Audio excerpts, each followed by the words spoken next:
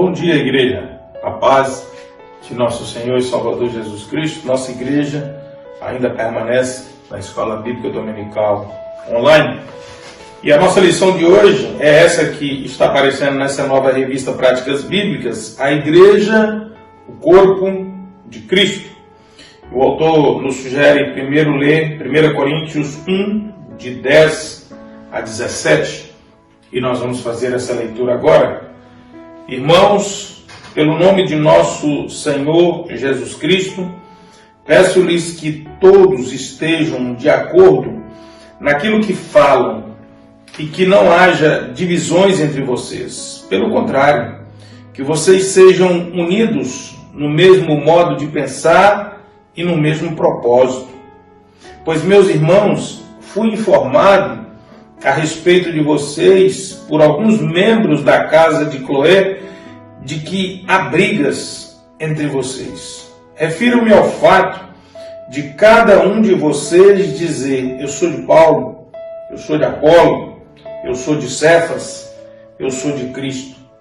Será que Cristo está dividido?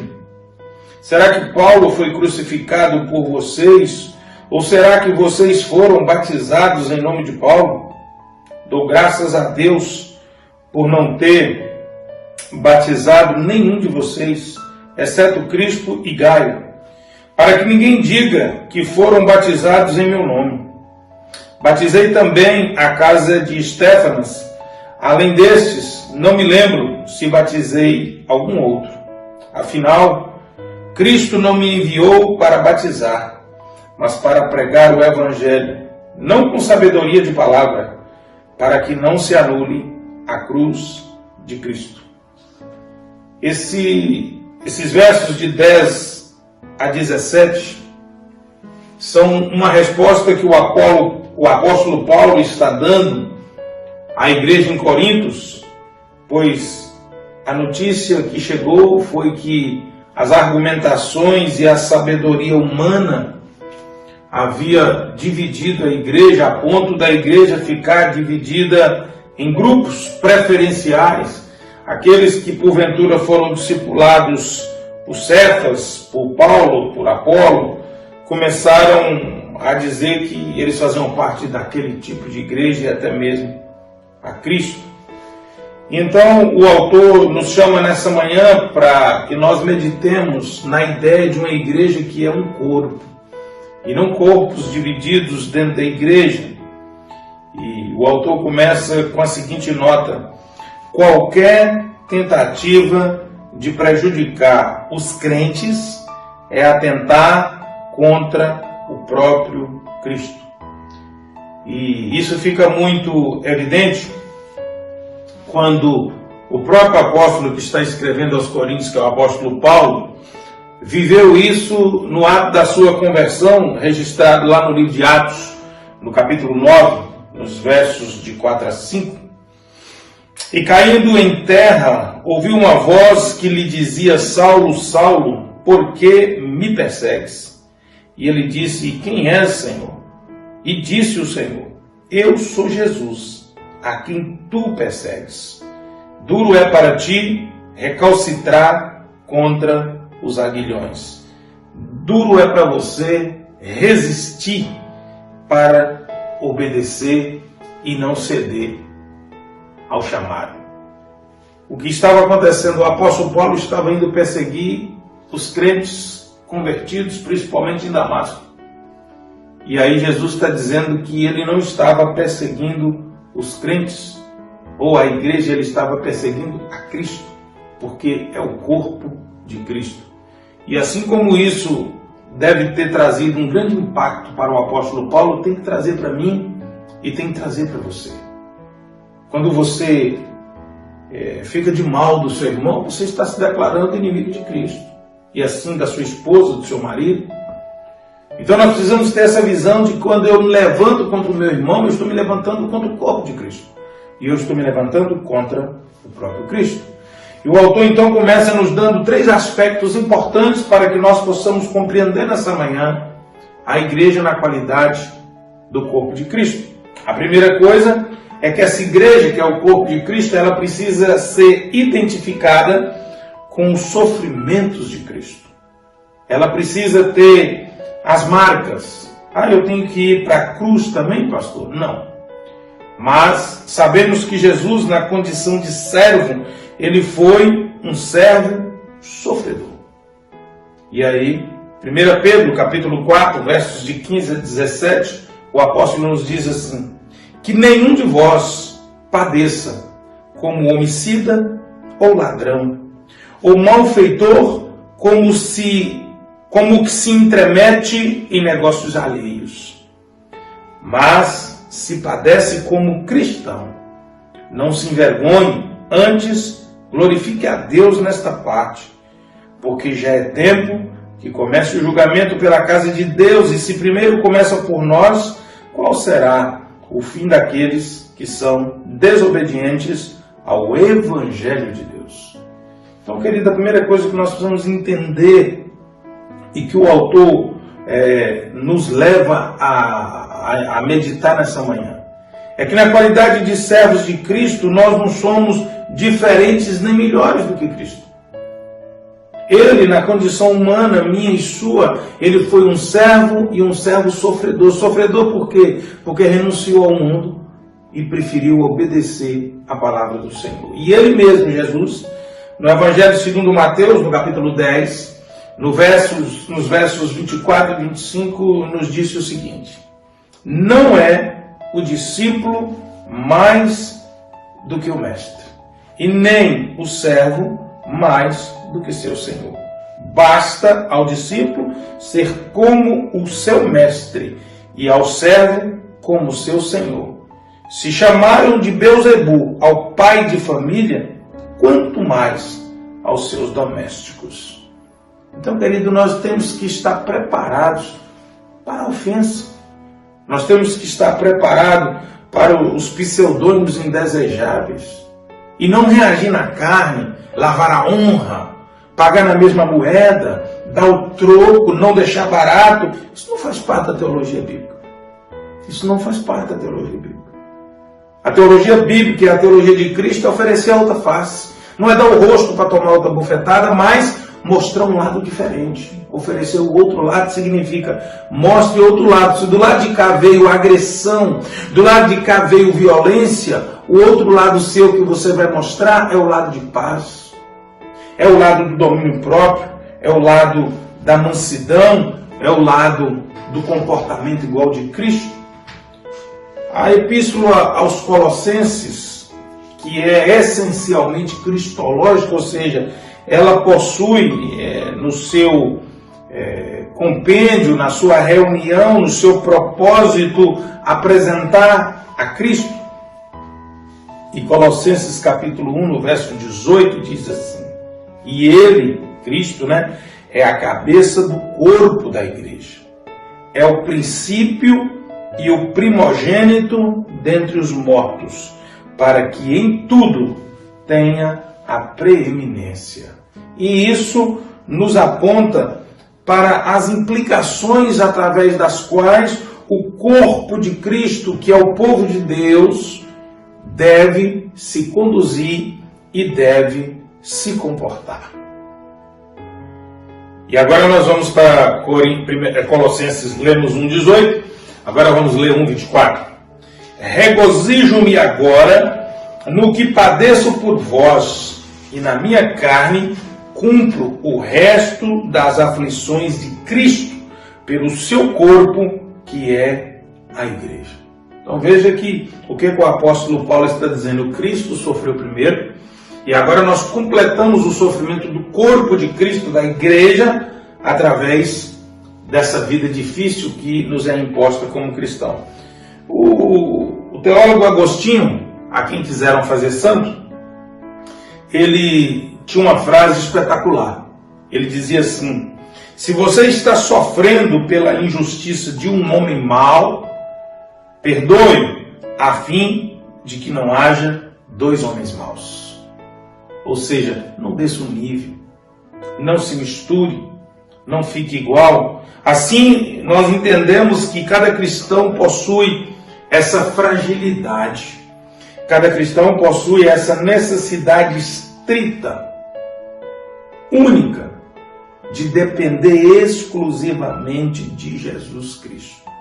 Colossenses 2, 18 a 19 nos diz: não deixem que ninguém se faça de árbitro para desqualificar vocês com o pretexto de humildade e culto de anjos, baseando-se em visões, estando cheio de orgulho, sem motivo algum, na sua mente carnal, e não retendo a cabeça, a partir da qual todo o corpo, suprido, é bem vinculado por suas juntas e ligamentos, cresce o conhecimento que vem de Deus.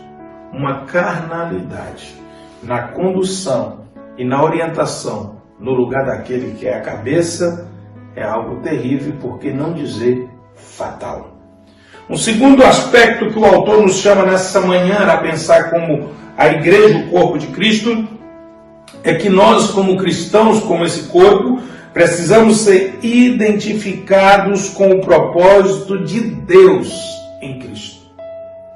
É preciso que haja identificação, é preciso que haja estrita semelhança, até mesmo porque o nome já diz isso.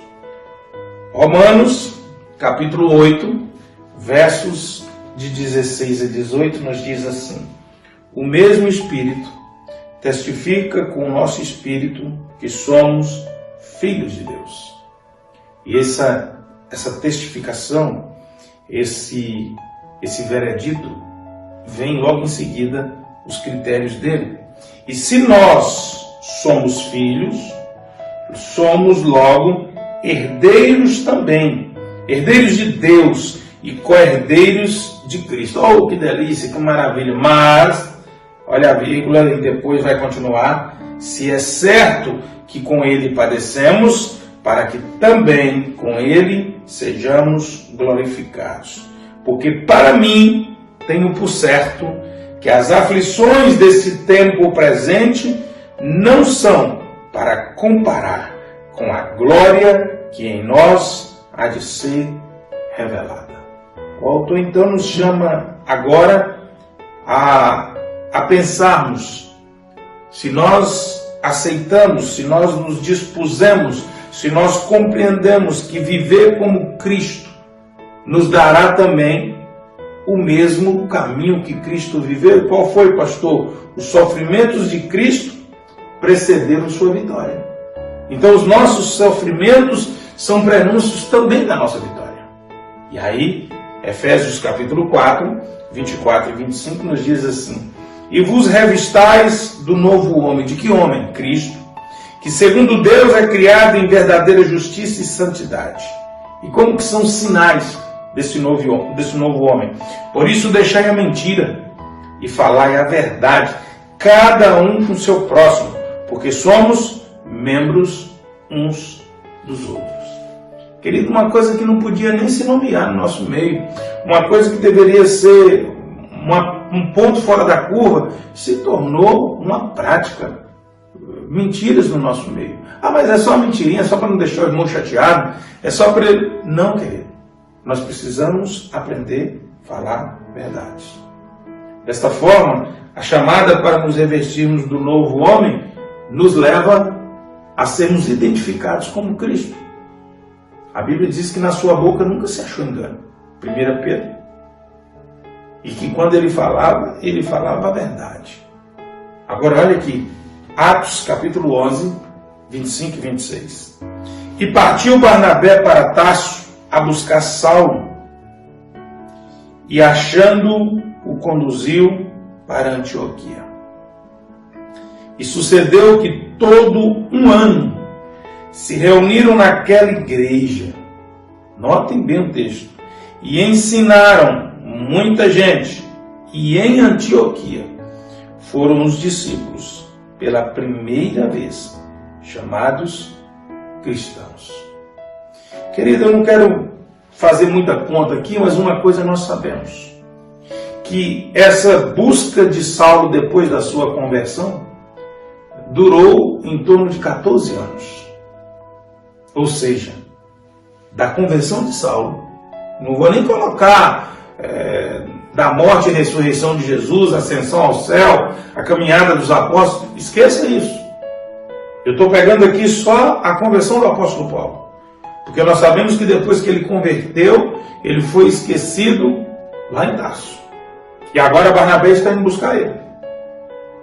E só então, depois de um ano do retorno dele, e que ele integrado nessa equipe de Barnabé, durante um ano em Antioquia, ensinando na igreja, a igreja identificou que o comportamento de Barnabé e o comportamento de Paulo, que era o perseguidor da igreja, se assemelhava ao comportamento, ao ensino, à conduta de Jesus Cristo. E aí começaram a chamá-los de cristãos, miniaturas ou representatividades do Cristo. Surpreendente. Agora eu gosto do texto que diz, depois de um ano, ou seja, depois de intensa observação. Fica a lição para nós. O Senhor Jesus estabeleceu sua igreja para seu corpo expressar sua plenitude. Onde está isso, pastor? Efésios, capítulo 1, de 22 a 23. E sujeitou todas as coisas a seus pés. E sobre todas as coisas o constituiu como cabeça da igreja, que é seu corpo, a plenitude daquele que cumpre tudo e em todos. A razão desta realização é o restabelecimento da ordem original. Que ordem original, pastor? Aqui a raça humana tinha antes da queda na criação. Efésios 2, de 14 a 16. Porque Ele é a nossa paz, o qual de ambos os povos fez um, derrubando a parede de separação que estava no meio. Na sua carne desfez a inimizade, isto é, a lei dos mandamentos, que consistia em ordenança para criar em si mesmo dos dois um novo homem, fazendo a paz. E pela cruz reconciliar ambos com Deus em um corpo, matando com elas as inimizades. A igreja verdadeiramente identificada com Jesus, ela se assemelha a Jesus, ela é identificada com Cristo e ela proclamará, ela primará pelo cultivo dessas virtudes e terá prazer em ensinar essas coisas, como Barnabé e Saulo fizeram em Antioquia, a todos aqueles que se achegarem a esta igreja. E em terceiro lugar, a igreja como corpo de Cristo, ela precisa ser identificada na sua unidade. E a gente talvez confunda reunião com unidade. Vamos ao texto que para mim explica bem isso. Atos 2, de 42 a 44. E perseveravam na doutrina dos apóstolos, na comunhão, no partir do pão e nas orações. E em toda a alma havia temor. E muitas maravilhas e sinais se faziam pelos apóstolos. E todos os que criam estavam juntos e tinham tudo em comum. Eu vejo três coisas essenciais para que haja unidade. Primeiro, todos que criam. Criam em quê? Na doutrina apostólica. Então, primeiro requisito da igreja, ela viver, ela crê na doutrina apostólica, que envolvia a comunhão. Por isso ele diz, todos que criam estavam juntos. Estavam juntos reunidos, mas só isso não basta. Estavam juntos e tinham tudo em comum. Isso é unidade. Então nós precisamos de entender isso. E aí o autor nos diz o seguinte, uma igreja que possui as seguintes características, ela vai apresentar-se como igreja na sua unidade. E ele diz, uma primeira coisa que a igreja possui na sua unidade é um corpo. E ele diz, um corpo universal, cooperativo entre os seus membros. Segunda coisa é que a igreja vai possuir um espírito. E o funcionamento desse espírito é mediante a condução unificadora do Espírito Santo. Então, a igreja possui o Espírito Santo. Uma outra coisa que a igreja possui na sua unidade, uma só esperança. Esperança em quê, pastor? Nossa vocação, nossa expectativa não é apenas para essa terra nem essa vida, mas está no celeste porvir, na glória que nos será revelada. Um só Senhor, Jesus Cristo é esse Senhor, o cabeça da igreja, o único e suficiente Salvador. Uma só fé, nos entregamos aos seus totais cuidados e ensinamentos através dos quais Ele nos salvou, o seu Evangelho. Um só batismo, que não é apenas cerimonial, ele é sacramental. Em que sentido? É o sepultamento com Ele na sua morte e ressurreição, ou seja, é uma aliança, é a nossa circuncisão espiritual. E por fim, um só Deus e Pai, que é Pai de todos, porque Ele é Senhor de todos e vive em todos. E dessa forma, nós entendemos que Ele é o único digno de receber honra, glória e louvor por todos os crentes. E onde está tudo isso, pastor? Efésios 4, de 4 a 6.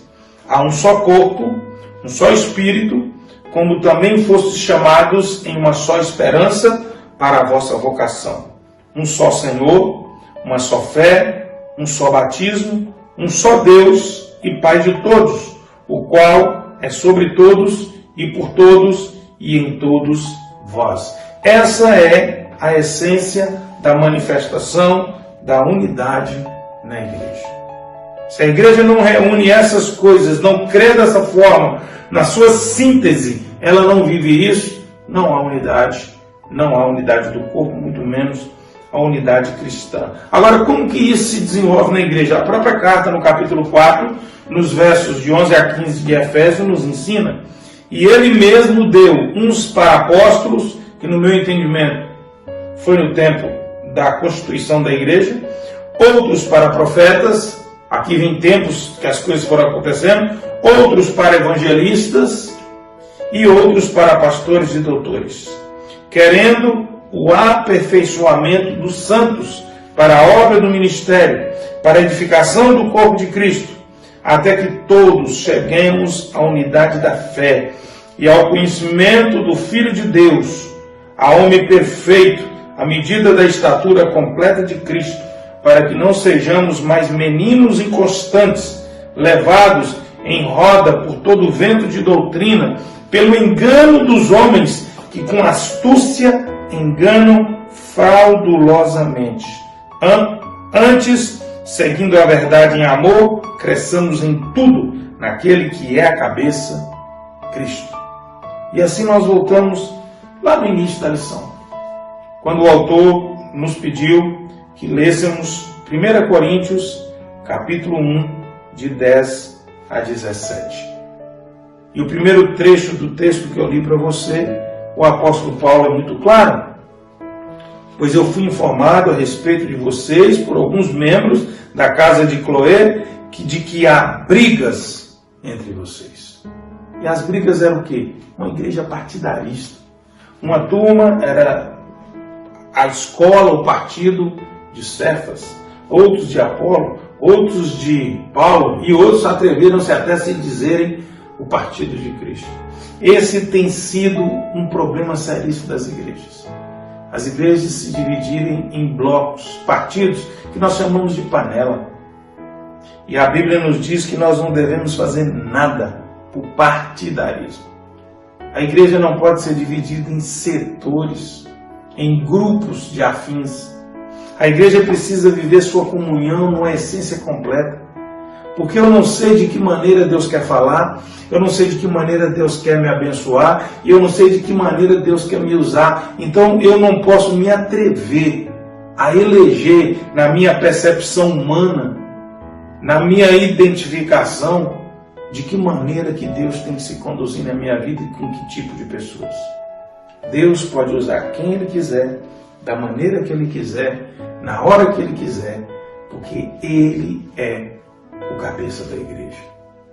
E a igreja precisa viver a unidade que ela viveu no início da era cristã, registrada em Atos. Todos os que criam estavam juntos e tinham tudo em comum. E eu pergunto para você, você tem caminhado na mesma fé com seu marido, com a sua esposa? Tem caminhado na mesma vocação? Você tem estado junto, tem promovido momentos de reunião, de compartilhar? Tem havido comunhão, participação efetiva na dor, na alegria, nos momentos? Que na medida que nós vamos perdendo isso dentro de casa, certamente não vamos desenvolver isso na igreja. A igreja nada mais é do que uma reprodução dos lares. Por isso que ela tem toda sorte de público. Mas nessa manhã, Deus nos chama para pensarmos um pouco como corpo de Cristo, como nós temos nos comportado. Cristo tem sido a cabeça, ou nós temos agido pela nossa cabeça, sendo corpo, e não temos vivido essa realidade que o autor nos traz nessa manhã? Curva a sua cabeça, vamos orar nessa manhã. Deus, nessa manhã, nós entendemos que como igreja do Senhor, nós somos um corpo. E que toda vez que eu me levanto contra alguém, eu não me levanto contra meu irmão, mas eu me coloco na oposição a Cristo, como o apóstolo Paulo estava naquele dia, quando se levantou e foi atrás da perseguição dos crentes ali em Damasco. Mas nós entendemos nessa manhã que o Senhor está nos chamando para uma unidade e para laços mais constantes, mais firmes. E assim nós te pedimos, Deus, que o Senhor nos ensine a criar pontes e não a edificar muros. Que o Senhor nos ensine a chegar perto das pessoas e não a nos isolarmos. Que o Senhor manifeste cada vez mais perto de nós, dentro de nós e através de nós, a tua igreja. Assim nós oramos e assim nós pedimos todas essas coisas nessa manhã, com o perdão de nossos pecados, em nome de Jesus de Nazaré. Amém? Que Deus te abençoe. Aproveite esse domingo que é dia dos pais, renove sua comunhão, dá aquele abraço, aproxime, viva isso aí na sua família. Que Deus abençoe, que o Senhor Jesus cubra com o sangue dele. Bom domingo a todos, nos encontramos nos cultos das 9 e das 18, em nome de Jesus.